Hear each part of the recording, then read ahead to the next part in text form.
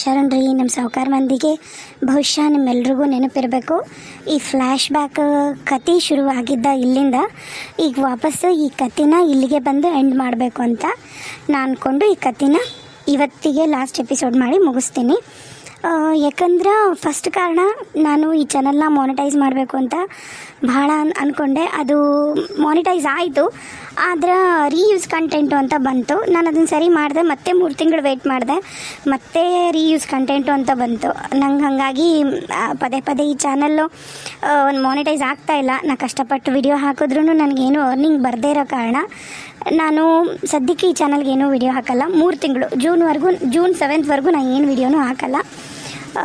ಹಾಗಾಗಿ ವಿಡಿಯೋನ ಲಾಸ್ಟ್ ಮಾಡಿ ಮುಗಿಸ್ತೀನಿ. ನಂಗೆ ಹೌದು, ನೀವೆಲ್ಲರೂ ಪ್ರೀತಿ ಕೊಟ್ರಿ, ನಾ ಹೇಳಿದ ತಕ್ಷಣ ನೀವೆಲ್ಲರೂ ಸಬ್ಸ್ಕ್ರೈಬ್ ಮಾಡ್ಕೊಂಡ್ರಿ. ಆದ್ರೆ ಆ ಪ್ರೀತಿಗೆ ನಾನು ಮಾಡಿದ ತಪ್ಪು ನಿಮ್ದು ಯಾರ್ದು ಅಲ್ಲ. ನಾನು ಮಾಡಿದ ತಪ್ಪು ಅದು ಏನಾಗೈತಿ, ಅದು ಎಲ್ಲಿ ಯೂಸ್ ಮಾಡಿದ್ದೀನಿ, ನಾನು ಮತ್ತೆ ಎಲ್ಲಿ ಯೂಸ್ ಮಾಡಿನೋ ಕಂಟೆಂಟು ನನಗೆ ಗೊತ್ತಿಲ್ಲ. ನಾನು ಅದನ್ನು ನೋಡಕತ್ತೀನಿ, ಅಷ್ಟರೊಳಗೆ ಸರಿ ಮಾಡಿ ಈ ಚಾನಲ್ಗೆ ಹೊಸ ವಿಡಿಯೋದೊಂದಿಗೆ ಮತ್ತೆ ಬರ್ತೀನಿ. ಈ ಕತ್ತಿನ ಇಲ್ಲಿಗೆ ಮುಗಿಸ್ತೀನಿ. ಆಲ್ಮೋಸ್ಟ್ ನಾನು ಈ ವೀಕ್ ನಂಗೆ ಮುಗಿಸ್ಬೇಕು ಅಂತಲೇ ಅಂದ್ಕೊಂಡಿದ್ದೆ. ಈ ಕತ್ತಿನ ಹೊಸ ಕತ್ತಿಯೊಂದಿಗೆ ಬರ್ತೀನಿ. ನಿಜವಾಗ್ಲೂ ನಾನು ಆ ಚಾನಲ್ ಒಳಗೆ ನಂಗೆ ಮಾಡೋಕ್ಕಾಗೋದು 4 ವಿಡಿಯೋ, 5 ವಿಡಿಯೋ ಮಾಡೋಕ್ಕಾಗಲ್ಲ. ಬಹುಶಃ ಅದೂ ರೂಲ್ಸ್ ಇರಬೇಕು ಯೂಟ್ಯೂಬಿಂದು. ಹಂಗಾಗಿ ಹೊಸ ಚಾನಲ್ ಮಾಡಿದೆ, ನೋಡ್ತೀನಿ. ಆದರೆ ಮತ್ತೆ ಹೊಸ ಎಲ್ಲ ಯೂಟ್ಯೂಬ್ ಚಾನಲೊಂದಿಗೆ ಬರೋದಾದರೆ ಮತ್ತೆ ಬರ್ತೀನಿ ಹೊಸ ಕಥೆಯೊಂದಿಗೆ. ನೋಡೋಣ. ಈ ಚಾನಲ್ ಅಂತೂ ಯಾರು ದಯವಿಟ್ಟು ಅನ್ಸಬ್ಸ್ಕ್ರೈಬ್ ಮಾಡಬೇಡ್ರಿ. 3 ತಿಂಗಳಾದಮೇಲೆ ಮತ್ತೆ ಹೊಸ ಕಥೆಯೊಂದಿಗೆ ಖಂಡಿತ ಬರ್ತೀನಿ. ನಿಮ್ಮ ಪ್ರೀತಿ ವಿಶ್ವಾಸ ನನ್ನ ಮೇಲೆ ಯಾವಾಗಲೂ ಇರಲಿ. ಈ ಕಥೆನ ಇವತ್ತು ಲಾಸ್ಟ್ ಮಾಡ್ತೇನೆ. ಧನ್ಯವಾದಗಳು. Keep supporting me. ಆ ಚಾನಲ್ಗೆ ಸಬ್ಸ್ಕ್ರೈಬ್ ಆಗಿ ಆದಷ್ಟು ಬೇಗ. ನಂಗೆ ನಿಜವಾಗ್ಲೂ ಭಾಳ ಅಳು ಬರತ್ತಪ್ಪ, ನಾ ಹೆಂಗೆ ಹೇಳಿ. ಓಕೆ, ಕತೆ ನೋಡೋಣ. ಇಷ್ಟೆಲ್ಲ ಕತೆ ಆಯ್ತು ನೋಡಪ್ಪ.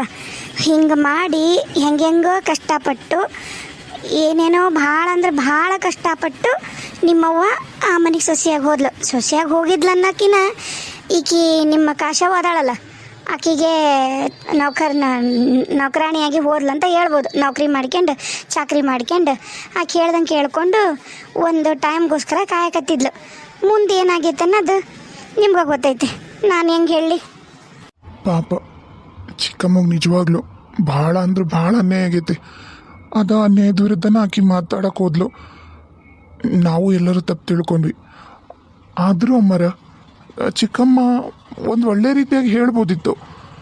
ಆದರೂ ಈ ರೀತಿಯಾಗಿ ಸೇಡ್ ತೀರಿಸ್ಕೊಳ್ಳೋ ಪ್ರಯತ್ನ ಮಾಡಬಾರ್ದಾಗಿತ್ತು ಅಂತ. ಅಪ್ಪ ತೀರ್ಕೊಂಡ. ನಂಗೆ ಗೊತ್ತಿಲ್ಲ, ನನಗಲ್ಲಿ ಇರೋಕ್ಕಾಗ್ತಿರ್ಲಿಲ್ಲ. ನಾನು ಮಲ್ಕೊಂಡ್ರೆ 108 ಕೆಟ್ಟ ಕನಸು ಬೀಳವು. ನನಗೆ ಆ ಮನೆಗೆ 1 ನಿಮಿಷನೂ ಇರೋಕ್ಕಾಗಲಿಲ್ಲ. ಅಂದ್ರೆ ಅದ್ರ ಎಲ್ಲದ್ರಿಂದನೂ ಚಿಕ್ಕಮ್ಮನ ಇದ್ರು ಅಂತ ಆಯಿತು. ನನಗೆ ಕಾಶವ್ವ ತೀರ್ಕೊಂಡಾಳ ಅಂತ ಕೇಳಿ ಭಾಳ ದುಃಖ ಆಗಿದ್ದಂತರೂ ಖರೆ. ಆದ್ರೆ ಕಾಶವನ ಸಾವಿಗೆ ಯಮುನಾ ಅನ್ನೋ ಆತ್ಮ ಕಾರಣ ಅಂತ ಕೇಳಿ ನನಗೆ ಇನ್ನೂ ಬೇಜಾರಾಯ್ತಪ್ಪ ಖರೇನ. ಹೌದ್ರಿ ಅಮ್ಮರ, ನಮಗೂ ನಂಬಕ್ಕಾಗಲಿಲ್ಲ ಮೊದಲು. ಆದ್ರೆ ಮನೆಯಾಗ ಆಗಕತ್ತಿರವು ಯಾವೂ ನಿಂದ್ರುವಲ್ವು. ಅದಕ್ಕೆ ನಿಮ್ಮವರೆಗೂ ನಾವು ಬಂದ್ವಿ.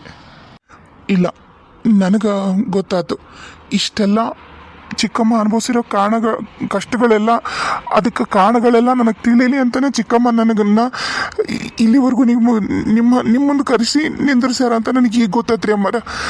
ಪಾಪ ಭಾಳ ಅಂದ್ರೆ ಭಾಳ ಕಷ್ಟ ಅನುಭವಿಸ್ಬಿಟ್ಟಾರ ಚಿಕ್ಕಮ್ಮರು ಖರೇನ. ಹೌದಪ್ಪ, ಮದುವೆ ಆದ್ಮೇಗೂ ಅವ ಏನೂ ಕೆಲಸ ಮಾಡಲಿಲ್ಲ.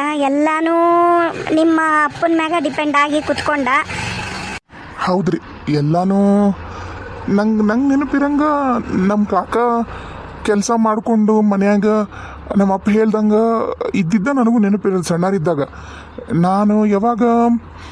ನನ್ನ ಹೆಂಡತಿನ ಮದುವೆ ಆಗಕ್ಕೆ ಬೇಡ ಅಂದ್ರೆ ನೋಡ್ರಿ, ನಾವು ಪ್ರೀತಿ ಮಾಡಿದಾಗ ನಾನು ಅವಾಗ ಊರು ಬಿಟ್ಟು ತಮಿಳ್ನಾಡಿಗೆ ಹೋದವ. ಅದಾದ್ಮೇಲೆ ಮತ್ತೆ ಏನಾಯ್ತು ಏನು ನನಗೂ ಗೊತ್ತಿಲ್ಲ. ಅಪ್ಪ ಸತ್ತ ಅನ್ನೋದೊಂದು ಸುದ್ದಿ ನನಗೆ ಗೊತ್ತಿದ್ದಿದ್ದು. ಆವಾಗ ನಾನು ಬಂದಿದ್ದು ಊರಿಗೆ. ಅದಾದ್ಮೇಲೆ ಏನಾಯ್ತು ಏನಿಲ್ಲ ನನಗೇನು ಗೊತ್ತಿಲ್ಲ. ಮುಂಚೆಕಾಗಿದ್ದಂತರೂ ನನಗೆ ಮೊದಲಾಗ ಗೊತ್ತಿದ್ದಿಲ್ಲ. ಈಗ ನೀವು ಹೇಳಿದ್ಮೇಲೆ ಗೊತ್ತಾಯ್ತು. ಭಾಳ ಉಪಕಾರ ಆತ್ರಿ ಅಮ್ಮರ. ಇರೋ ವಿಷಯನ ಇದ್ದಂಗೆ ಹೇಳಿದ್ರಲ್ಲ, ನಂಗೆ ಭಾಳ ಖುಷಿ ಆಯ್ತು ಕರೆನ. ಆದ್ರೆ ಎಲ್ಲ ಬದಲಾಗ ಕಾರಣನ ನಿಮ್ಮವ್ವರ ಕುಟುಂಬಪ್ಪ. ನಿಮ್ಮ ಅಜ್ಜ, ನಿಮ್ಮಮ್ಮ, ಭಾಳ ಅಂದ್ರೆ ಭಾಳ ಕಷ್ಟ ಕೊಟ್ಟರು. ಆ ಕಷ್ಟ ತಡ್ಕೊಳಕ್ಕಾಗಲಾರ್ದನ ನಿಮ್ಮ ಚಿಕ್ಕಮ್ಮ ಹಂಗೆ ಬದಲಾಗಿ ಸೇಡ್ ತೀರ್ಸ್ಕೊಂಡಿದ್ದು. ಆದ್ರೆ ಅವ್ರ ಸಾವು ಕರೆನ ಊರನರು ಈ ಥರ ಇಡೀ ಫ್ಯಾಮ್ಲಿನ ಸುಟ್ಟಾಕ್ತಾರಂತ ನಾನು ಅಂದ್ಕೊಂಡಿದ್ದಿಲ್ಲಪ್ಪ. ನೀ ಹೇಳಿದ್ದು ಕೇಳಿ ನನಗೂ ಭಾಳ ಅಂದ್ರೆ ಭಾಳ ಬೇಸರ ಆಯ್ತು. ಈಗ ನೀವ ಬರ್ಬೇಕ್ರಿ, ಮನೆಗೆ ಬಂದು ಅದು ಒಂದು ಆತ್ಮಕ್ಕೆ ನೀವು ಶಾಂತಿ ಕೊಡ್ಲೇಬೇಕ್ರಿ ಅಮ್ಮರ, ಕರೆನಾ? ಇಲ್ಲಪ್ಪ, ಇಲ್ಲ. ಆಕೆ ನನಗನ್ಸೋ ಪ್ರಕಾರ ಇನ್ನು ಯಾವತ್ತೂ ನಿಮ್ಮ ತಂಟೆಗೂ ಬರಲ್ಲ. ಆಕೆ ಆ ವಿದ್ಯೆನೂ ಕಲಿತಿದ್ದಿಲ್ಲ, ಅದು ಅವಶ್ಯಕತೆ ಇರಲಿಲ್ಲ. ಆದರೆ ಆ ಕಲಿಯಂಗೆ ಮಾಡಿದ್ದು ನಿಮ್ಮಪ್ಪ ರಾಮಣ್ಣನ. ಅದು ರಾಮಣ್ಣ ಭಾಳ ಕೀಳಂಗೆ ನೋಡಕತ್ತ ನಿಮ್ಮವನ್ನ, ಆಕೆ ಗಂಡನ್ನ.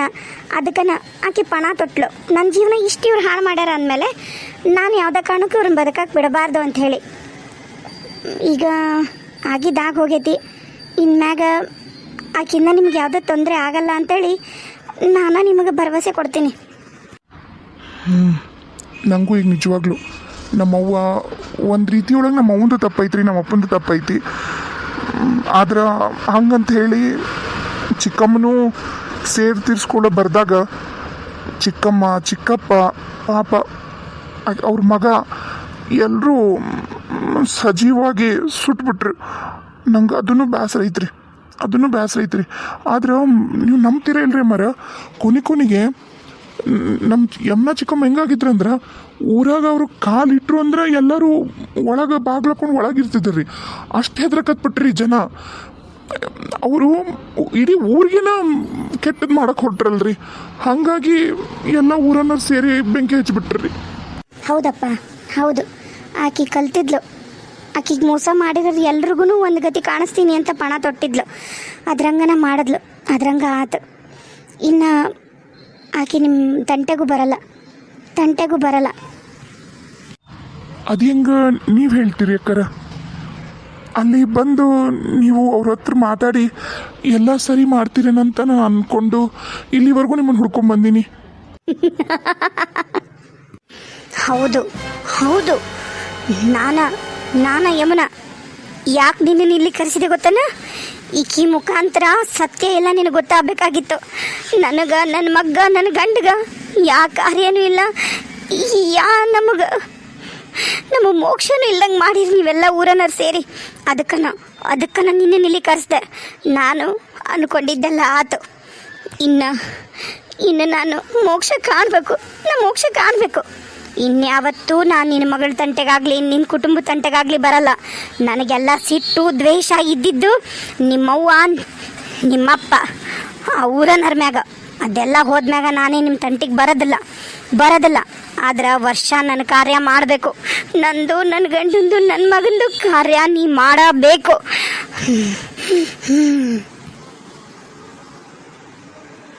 ಚಿಕ್ಕಮ್ಮ ನನ್ನ ತಪ್ಪಾತು. ನಿಮ್ಮನ್ನು ತಪ್ಪು ತಿಳ್ಕೊಂಡೆ. ದಯವಿಟ್ಟು ನನ್ನ ಕುಟುಂಬದವ್ರನ್ನ ಕ್ಷಮಿಸ್ಬಿಟ್ರಿ ಚಿಕ್ಕಮ್ಮ. ನಿಮ್ಮ ಆತ್ಮಕ್ಕೆ ಶಾಂತಿ ಸಿಗಲಿ ಅಂತ ದೇವ್ರ ಹತ್ರ ಪ್ರಾರ್ಥಿಸ್ತೀನಿ. ನಿಮಗೆ ಏನು ಕಾರ್ಯ ಮಾಡಬೇಕೋ ಮಾಡ್ತೀನಿ. ನಿಮಗೆ ಮೋಕ್ಷ ಕೊಡಿಸ್ತೀನಿ ಚಿಕ್ಕಮ್ಮ, ಕೊಡಿಸ್ತೀನಿ. ಅದ ನಂಬಿಕೆ ಮ್ಯಾಗನ ನಾನು ನಿನ್ನ ಹೆಂಡತಿನ ನಿನ್ನ ಮಗಳನ್ನ ಬಿಟ್ಟು ಹೊಂಟಿರೋದು. ಇಲ್ಲ ಅಂದಿದ್ರ ನಾನು ಏನು ಮಾಡ್ತಿದ್ನೇನ ನನಗೆ ಗೊತ್ತಿಲ್ಲ.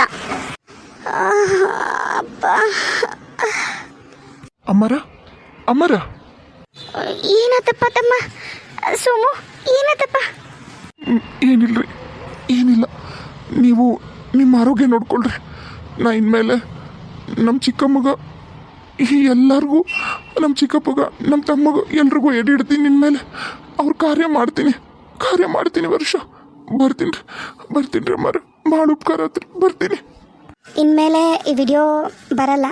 4 ವಿಡಿಯೋ ಅಂತರೂ ಆ ಚಾನಲ್ನಾಗ ಬರ್ತಾವೆ. ನೋಡೋಣ್ರಿ, ಹೊಸ ಕಥೆಯೊಂದಿಗೆ ಆದಷ್ಟು ಬೇಗ ಮತ್ತೆ ನಿಮ್ಮನ್ನು ಬರ್ತೀನಿ ಅಂತೇಳಿ ಎಲ್ರಿಗೂ ಭಾರವಾದ ಮನಸ್ಸಿಂದ ಈ ಕತೆ ಮುಗಿಸಕತ್ತೀನಿ. ನಾ ಕರೆ ಹೇಳ್ತೀನಿ, ನಂಗೆ ಈ ಕತೆ ಮುಗಿಸ್ಬೇಕನ್ನೋದು ಯಾವುದೇ ಉದ್ದೇಶ ಇರಲಿಲ್ಲ. ಚಾನಲ್ ಮಾನಿಟೈಸ್ ಆಗ್ತಿಲ್ಲ. ನಂಗೆ ಆ ಚಾನಲ್ಗೆ ಹಾಕಿದ್ರೆ ಮತ್ತು ಅಲ್ಲಿ ರಿವ್ಯೂಸ್ ಕಂಟೆಂಟ್ ಬಿತ್ತು ಅಂದರೆ ನನಗೆ ಉಸಿರಾಡೋಕ್ಕೂ ಕಷ್ಟ ಆಗ್ಬಿಡತ್ತೆ. ಯಾಕಂದ್ರೆ ನಂಗೆ ಅದು ಭಾಳ ಇಷ್ಟ ಚಾನಲ್ಲು. ಅದಂತೂ ಹೊಸದು ಈಗ ಶುರುವಾಗಿತ್ತು. ಅರ್ನಿಂಗ್ ಏನು ಇರಲಿಲ್ಲ, ಹೆಂಗೋ ತಡ್ಕೊಂಡೆ ಆ ನೋವನ್ನ. ಆದರೆ ಅಪ್ಪಿತಪ್ಪಿ ನಂಗೆ ನನ್ನ ಸ್ವದೇಶಿ ಕಾರ್ಟೂನ್ ಏನಾರು ಆದರೆ ನಿಜವಾಗ್ಲೂ ನಂಗೆ ತಡ್ಕೊಳಕ್ಕಾಗಲ್ಲ. ಅದ ಒಂದು ಕಾರಣಕ್ಕನ ಈ ಸ್ಟೋರಿನ ಇಲ್ಲಿಗೆ ಮುಗಿಸೋಣ ಅಂತ ಅಂದ್ಕೊಂಡಿನಿ. ದಯವಿಟ್ಟು ನನ್ನನ್ನು ಕ್ಷಮಿಸಿ ಸಾರಿ ಕ್ಷಮಿಸ್ಬಿಡ್ರಿ ನನ್ನ. ಎಲ್ರಿಗೂ ಬಾಯ್.